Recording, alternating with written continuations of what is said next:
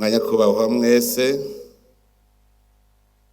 n'akanyamuneza ko kubana n'umuryango w'abayisilamu kuri uyu umunsi mukuru uhambaye, umunsi mukuru w'intama.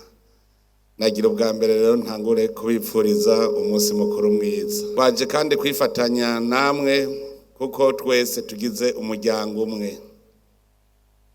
Ibrahim ni sekuru w'abemera bose, natwe mu Burundi twaragize amahirwe, turi igihugu cy'abemera Imana kuva kera na rindi. Abarundi ntibasenga ibigirwamana, bemera Imana imwe rudende, Imana itanga inka n'ibibondo, Imana mushobora byose. None rero turi kumwe ngaha, turi mu muryango, twazanywe nuko twemera iyo Mana, dufise ukwemera kandi dufise ukwizigira, tukagira n'urukundo. Iyo rero twahujwe no kwemera, icyambere nuko tubanza twese tukabizirikana ko twemera Imana yaturemye, tukamenya igituma yaturemye. Imana yaremye umuntu kugira ngo abandanye ahinguriye isi, abandanye ayihindura. Twaba twabivuze, Imana yarashize ku isi ibikwiye byose bikeneyewe umuntu azokenera.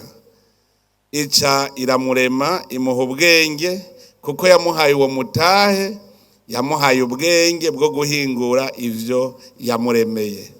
Nico gituma ibi mubona vyinshi dufise ni byahinguwe n'umuntu.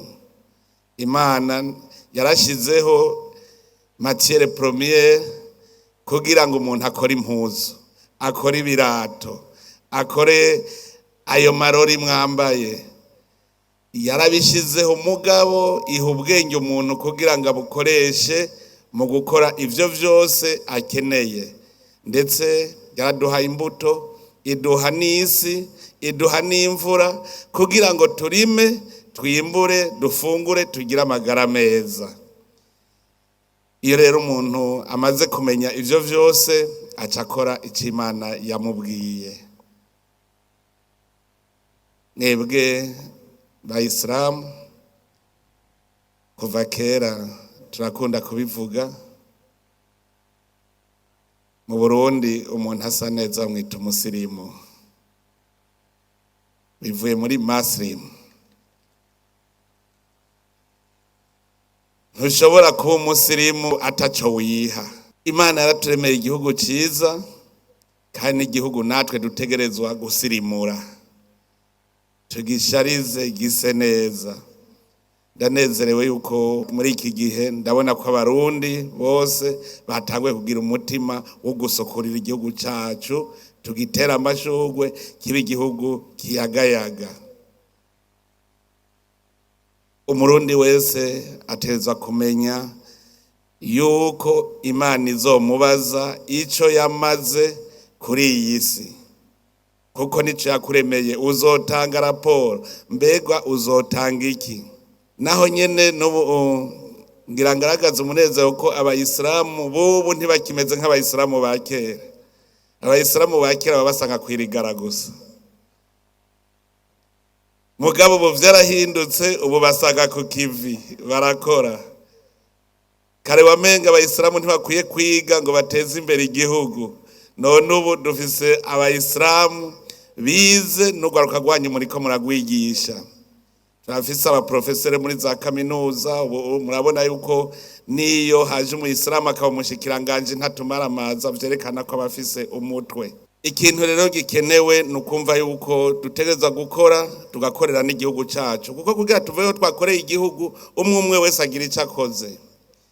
Bijya mwavuze vy'ibibanza, bijya n'ivyo gusukurira abarundi, mubimenye neza, si ku kazi. Niba baguhaye job, baba bakugenye kuja gusukurira bene gihugu. Ahubwo ico mwovuga muti abarundi bose banganya amahirwe yo gusukurira bene gihugu. Abayisilamu barimwo, abakristo barimwo, bose bategereza kunganya amahigwe. Kare rero ko kare bavuga bati abafise amashure ni bangahe, none ubu murayafise. Hariho ibiraje shinga bikomeye kurusha ibindi, ibi vyuko mu ngo ingo zanyu imiryango yanyu ingene yubakwa. Mu gihugu kirimwo abantu b'Imana hariho ikintu kimwe tugenderako, ngo mu mibano yanyu mugende mwengengana. Ivyo wowe uri kurakora ntibitirimutse uwundi, kandi ubikore mu bugwaneza kwengengana. Iranditse mu gitabo cy'abakristu bati wewe n'ivyo ufata ubifata udashaka ko bitirimutsa uwundi. N'imigenzo yawe rero uyigire mu bugwaneza, uguma mu rukundo udatirimutsa abandi. Nico gituma rero mubona yuko nta muyisilamu barapfunga ngo nuko afise uwundi mugore kubera no kwengengana. Mugabo mu mico n'imigenzo y'abarundi murazi yuko iminsi yose barabuza guharika. None mweho mubigira mu bugwaneza. Ikigira kabiri nuko umwana ategerezwa kugira se. Abantu ba mbere tugwanya n'abantu bagenda bakarenga ibigo, hanyuma umwana akavuka atagira se kandi sariho. Umwana kwitwa imfuvyi afise se biramaramaje. Abayisilamu muvyaye umwana muramwemanga, nico gituma umwana wese ategereza kumenya se. Kuko mu Burundi umwana atorana kwa se ntatorana kwa nyina. Nico gituma ategereza kumenya se. Iyo rero bariko baravuga umwana, keshi burya tuba turiko turondera se ko ategereza kuja habona. Twese dutegereza kugira amahirwe amwe mu gihugu cy'u Burundi, abantu bose barangana imbere y'amategeko. Nta uri inyuma, nta uri imbere. Ariko tuze turategera neza yuko igihugu atari inka yapfuye turiko turagabura.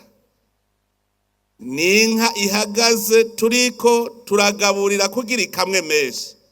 Mpora ntangara mbonye abanyepolitike ariko bararyana bajyanira ibiti. Ndababaza nti none ko mwitwa ngo muri abanyepolitike ko atanumwe avuze ico yozana kugira igihugu cacu kigira ico tuconka. Hano mu Burundi turafise ubutare, dufise isi nziza ndimwa, ifise imvura. Ntivyumvikana ingene rero iki gihugu cacu tutorima, tutohingura ivyo dufise kugira igihugu cacu gitera imbere. Nagira ndasubire kubibutsa, nta kintu na kimwe dukura mu mahanga kidashobora guhingurirwa ngaha. Vyose ibintu vyose muvuga, ivyo muvuga ngo murakenye, turabifise aha. Igihe cyose tuzoba tukibikura mu mahanga, muze mumenye yuko turabikenye naho vyoba vyinshi.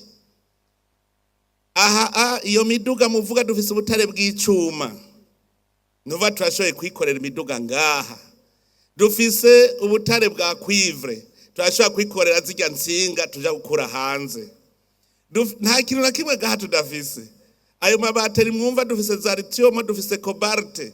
Ubu unitwugurure dusaba Imana mushobora vyose itwugururira umuco, tuve mu mwijima tugendere mu muco, tubone ico twokora. Twari twarazimiye gushikaho twanka n'igihugu cacu. Ntushobora kuvuga ko ukunda igihugu cawe uri kuratoteza mwene wanyu. Murabona ngaha turabavukanye twese. Ntivyumvikana ingene dushobora kuvuga ngo iki gihugu cy'u Burundi dufise ubwoko bumwe tukavuga ngo turimwe abahutu n'abatutsi n'abatwa. Mukazobona umuntu wese ariko aracamwe imico abarundi, mumenye ko ari shetani iri kwiramukoresha. Weze tuvuge tuti toka shetani. Ivyo vyose bizana abantu gutandukana iba ari shetani. Mu Burundi twebwe dufise ubwoko bumwe. Ubwa mbere turafise data wa twese ni Imana. Tukagira sokuru wacu Burahimu, abemera bose. No mu bitabo vy'iwacu biranditse yuko Burahimu yabaye sekuruza w'abemera bose. Turamusangiye. Mu Burundi kuva kera narindi dufise umwami umwe Rudeni. Kuva no munsi twese twumve yuko turi ubwoko bw'abarundi buvuga ikirundi kanatsinda twese turi bene Burundi. Tumaze kumenya ko turabavukanye rero, duca tumenya yuko umuvyeyi twonka no Burundi. None ubwo Burundi tuzobwonka iki? Tubwonka ico twabugaburiye. Uburundi tubukoreye bukaduga bugatunga, buzoturamira twese, duheze dutere tuje imbere. None rero reka nsozere ndabakengurukira cyane, ndabakengurukire ku butumire mwaduhaye kugira ngo twifatanye kuri uyu munsi mukuru. Ndabakengurukire ku bikorwa byiza byose muriko murakora. Icyo ndabemereye nuko ubwa mbere turi kumwe twese, nta kidashoboka, ntagire n'umwe azokwiganyira azi ko turi kumwe twese. Umoja ni nguvu. Ibibazo tuba dufise twese turabisangiye, no kwicara tukabitorera umuti hamwe. Turageze mu bihe vya none tubishitsemwo tufise ubwo bumwe. Icyo ndabemereye nuko turi kumwe kandi tuzokwa turiko turakorana. Mugira ibibazo vya twese, umwe wese agira ikibazo kibi ca twese, tubitorera umuti kugira ngo ntagire n'umwe yama ariko ari dodomba mu gihugu ciza iyi Imana yatugabiye. Reka rero sozere mvuga nti twese dutahe tuzi uko tujanye uwo mutima wo kwemera Imana, kwizigira ko igihugu cy'u Burundi gishobora gutera imbere cyane kuko Imana nico yakigeneye, twongera tugira urukundo hagati yacu. Rero ndangije ndabipfuriza amahoro, mugire umuco kandi mugire n'imigisha ivuye ku Mana. Salamu alaikum.